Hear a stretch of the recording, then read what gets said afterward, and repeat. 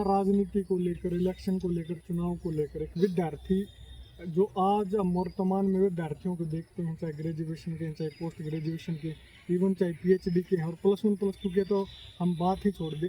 सबको ये लगता है कि इसमें इलेक्शन कंटेस्ट करना बहुत बड़ी बात है, चुनाव लड़ना बहुत बड़ी बात है, राजनीति बहुत गलत बात है, राजनीति करना बहुत गलत बात है।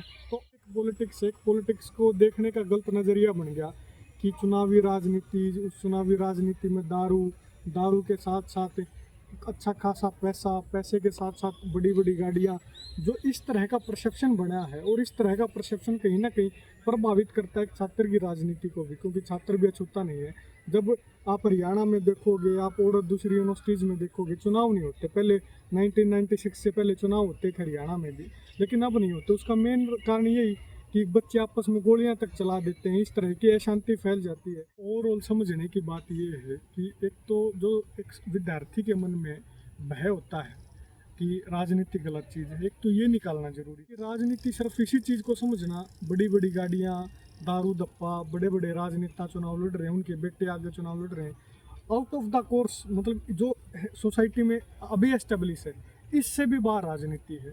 और इससे भी बाहर राजनीति की एक आउटपुट, एक उसका एक प्रोडक्ट आप देख रहे हैं मेरे साथ भाई गीत के रूप में। जो काम करने वाला छात्र नेता आना चाहिए, पैसे, गाड़ियाँ और जो एटमॉस्फेयर स्टूडेंट की लाइफ में नहीं होता, उससे बाहर आउट ऑफ द कोर्स जो चीज़ें उसको मिलती हैं, किसी का बैक एंड सपोर्ट मिलता है, बड़े बड़े भंडारे होते हैं, बड़े बड़े स्टूडेंट्स को लुभावने लालच दिए जाते हैं, और उसके बाद जो प्रोडक्ट निकल के आता है वो कहीं ना कहीं रॉ मटेरियल बनता है पॉलिटिकल पार्टियों के लिए। वो रॉ मटेरियल है उन राजनेताओं के लिए जो अपने स्वार्थ के लिए उनका इस्तेमाल करेंगे। एक तरफ ये इस तरह के भाई हैं जो अपने छात्रों के लिए, अपनी यूनिवर्सिटी के लिए और अपने समाज के लिए अच्छा करके जाएंगे। जब तक इन पॉलिटिकल पार्टियों का प्रभाव छात्रों के ऊपर से या विद इन द यूनिवर्सिटी से ख़त्म नहीं होगा, तब तक वो अच्छे नेता यूनिवर्सिटी से निकल नहीं सकते। वो साधारण घर का बच्चा नेता बन के नहीं निकल सकता है। सभी को नमस्कार, राम राम। फिलहाल मौजूद हैं आईआईटी गुवाहाटी में, और मेरे साथ मौजूद हैं छोटे भाई गीतांजय मानिक, जिनको हम प्यार से गीत कहते हैं। और इस विश्वविद्यालय के आईआईटी गुवाहाटी के ये जनरल सेक्रेटरी हैं स्टूडेंट वेब कमेटी के, जिसके चुनाव यहाँ हुए थे।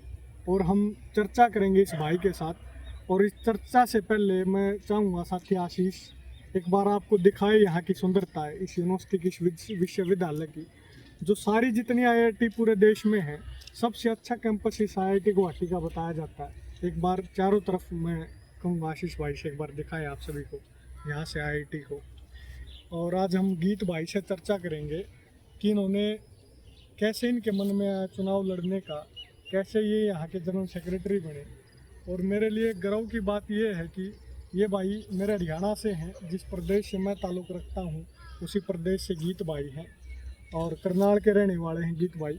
गीत भाई, सबसे पहले तो आपका स्वागत है भाई। आपके साथ हमें इतने आईआईटी को ये समझा जाता है कि भाई देश का जो टॉप मोस्ट ब्रेन, मतलब जो अच्छे पढ़ने वाले बच्चे और इंजीनियरिंग के क्षेत्र में अच्छा करने वाले बच्चे इन इंस्टीट्यूट्स में दाखिला लेते हैं। सबसे पहले तो हम चाहेंगे कि आप थोड़ा सा बताओ कि आपने पढ़ाई के ऊपर जोर रखा, और उसके बाद कैसे चुनाव लड़ने का मन हुआ, किस ब्रांच में आप हैं, थोड़ा सा अपने बारे में बताओ। थोड़ा सा आपके करनाल के इंद्री के बारे में बताओ, जहाँ से आप रहते हो, कहाँ से आपने पढ़ाई की। उसके बाद हम चर्चा शुरू करेंगे। मैं Geetanjay Manik, 4th year student, EC branch से, ट्रिपल ई डिपार्टमेंट से। मैं करनाल के छोटे से तहसील इंद्री के छोटे से गांव का एक विद्यार्थी हूँ। मैंने 11th-12th खुद से निकाली है एक कोचिंग के थ्रू।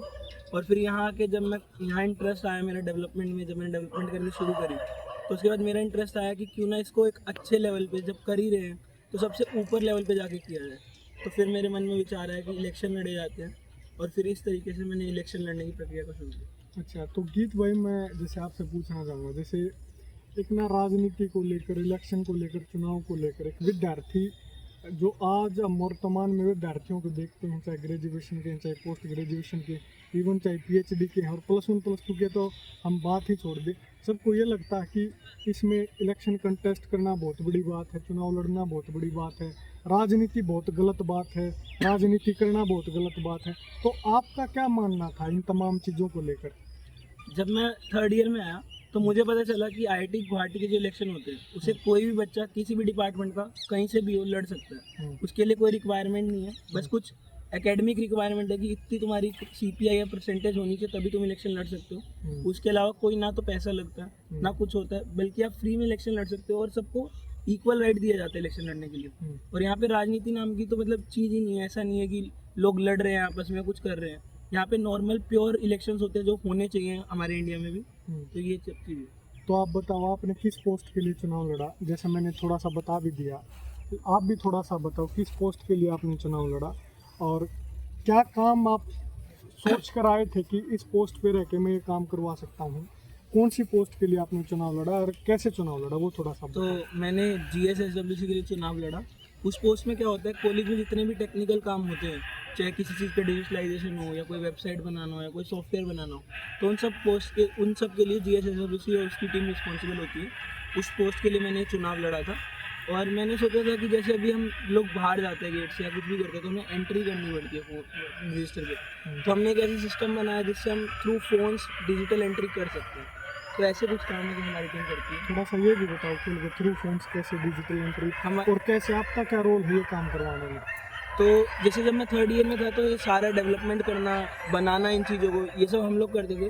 फोर्थ ईयर में मेजरली मेरा काम इस चीज़ को मैनेज करने में आता है कि हम इसको कैसे मैनेज करते हैं, कि हम कैसे अपने जूनियर्स को गाइड करते हैं कि वो अच्छा से अच्छा डेवलप करें, ताकि जो इंडस्ट्री में बड़ी बड़ी कंपनी में जो डेवलपमेंट होती है सेम लेवल की डेवलपमेंट हम लोग भी एज ए स्टूडेंट्स कर पाएँ।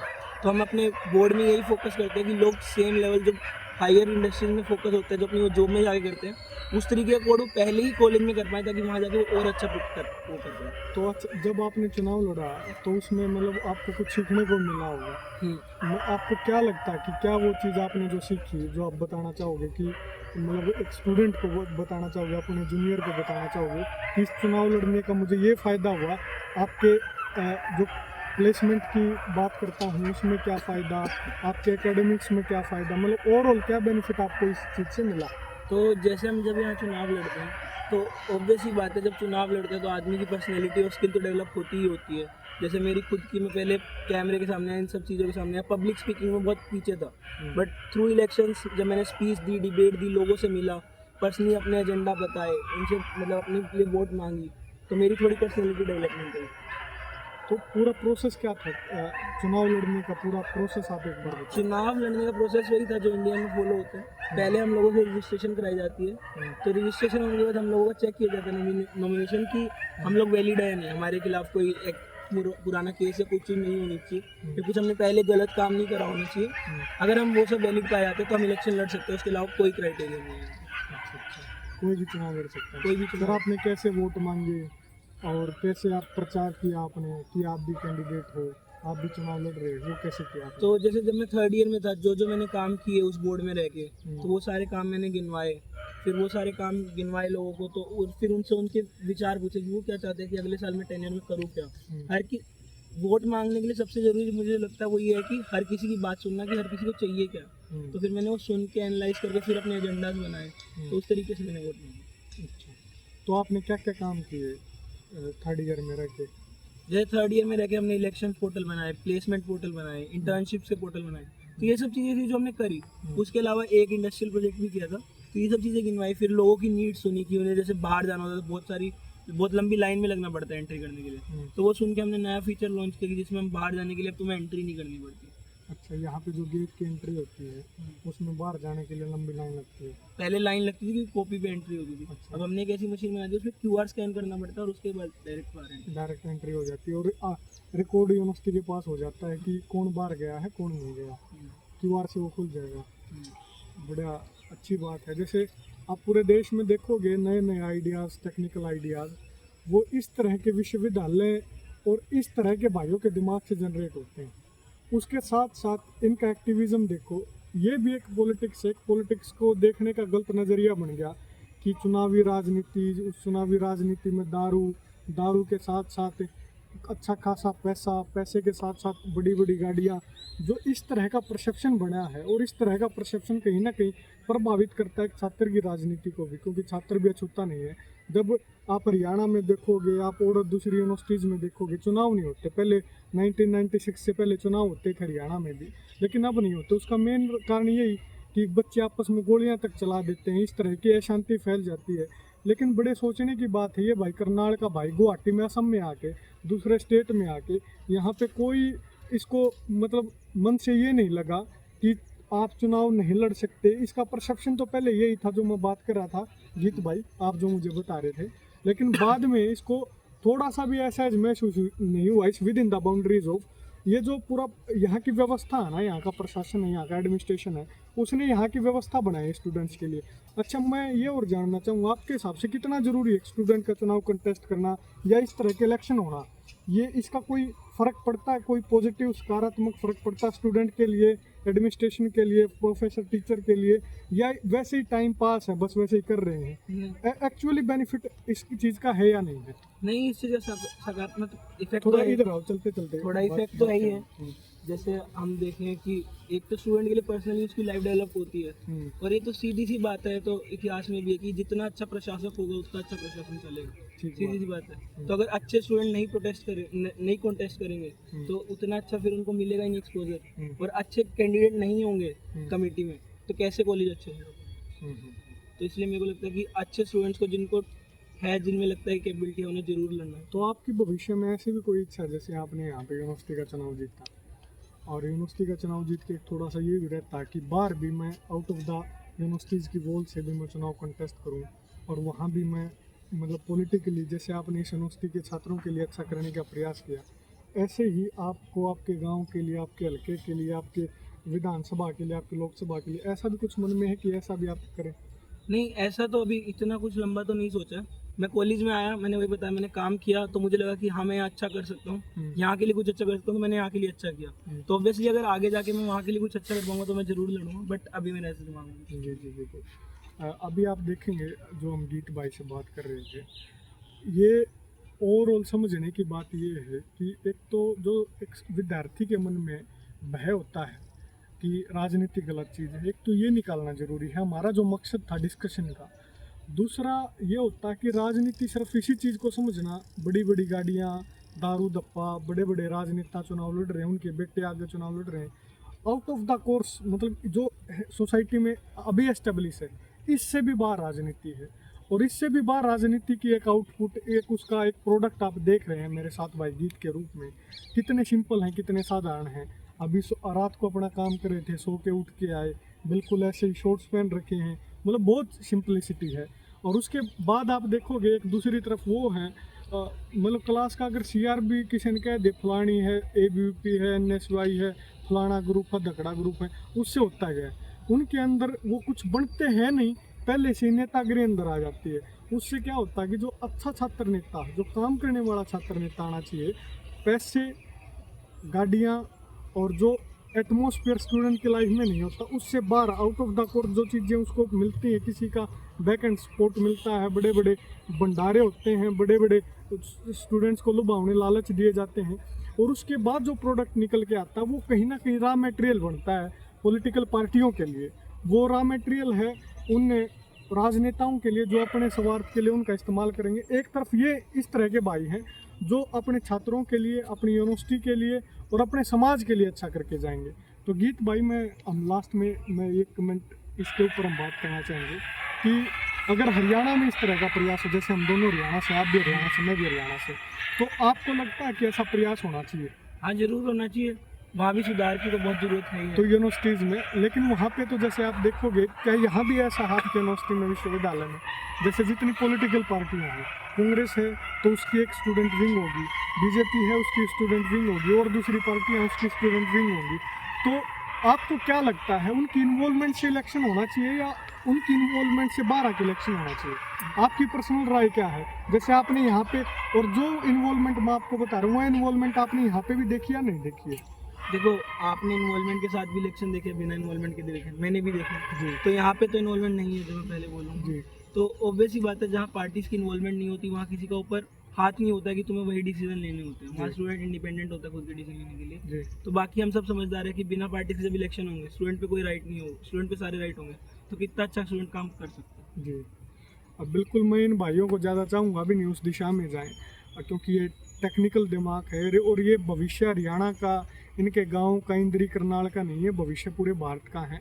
और उस टेक्निकल फील्ड के साथ साथ इस भाई ने सामाजिक और राजनीतिक फील्ड में भी अच्छा किया है, और मुझे गर्व है कि इस यूनिवर्सिटी की जो 7-8 पोस्ट हैं उनमें से एक इस भाई ने, अपने हरियाणा के भाई ने उस पद के ऊपर आसीन हुआ है और एक अच्छा काम करा है। एक पॉजिटिव सकारात्मक सोच है। इस भाई के भविष्य के लिए हमारी शुभकामनाएं हैं। और मैं भी आप साथियों से जानना चाहूँगा, अगर वाकई में कोई छात्रों का भला चाहता है, अगर विश्वविद्यालयों का भला चाहता है, तो मुझे व्यक्तिगत तौर पे ऐसा लगता है जब तक इन पॉलिटिकल पार्टियों का प्रभाव छात्रों के ऊपर से या विद इन द यूनिवर्सिटी से ख़त्म नहीं होगा, तब तक वो अच्छे नेता यूनिवर्सिटी से निकल नहीं सकते।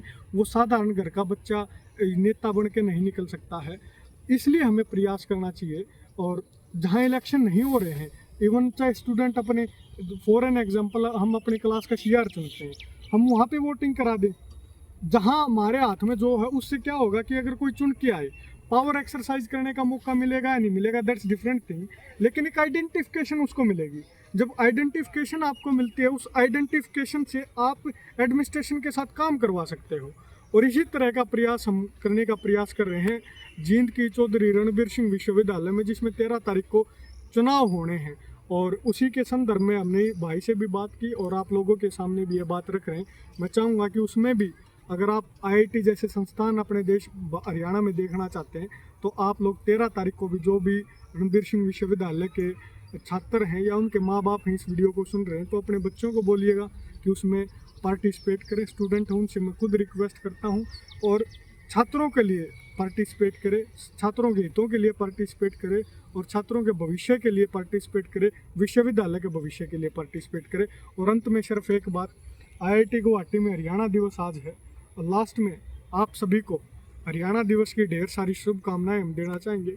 और दूसरी बार ऐसा हो रहा है कि, तीसरी बार मैं कहूँगा, दूसरी बार एक बड़ा कार्यक्रम, उससे पहली बार जो फर्स्ट टाइम हुआ था थोड़ा छोटा कार्यक्रम था। आईआईटी गुवाहाटी के छात्रों ने यहाँ पे मिलके कितना फ़र्क पड़ता है, एक अपनी हरियाणा के लोगों को सर्च आउट किया कि कौन कौन हरियाणा से है, हरियाणा डे सेलिब्रेट करना शुरू किया। आज इनकी 250-300 की तादाद है, और 250-300 की तादाद में ये अपना एक बड़ा कार्यक्रम कल इवनिंग को ऑर्गेनाइज करने वाले हैं। हमारा सौभाग्य है कि हम भी उस कार्यक्रम का हिस्सा बन रहे हैं। और जब हरियाणा के भी बच्चे इकट्ठे हुए, जब ये टेक्निकल दिमाग भी इकट्ठा हुआ, और कुछ सोचने वाले, भविष्य की सोचने वाले और दूरदर्शी सोच के लोग इकट्ठे हुए, तो हरियाणा के बच्चे गुवाहाटी तक आके भी, जब भाईचारा जुड़ता, आपस के भाई जुड़ते हैं, तो इलेक्टेड भी हो सकते हैं किसी पोस्ट के ऊपर, क्योंकि वो तो वोट डाल के ही होते हैं, उसमें नंबर मैटर करता है।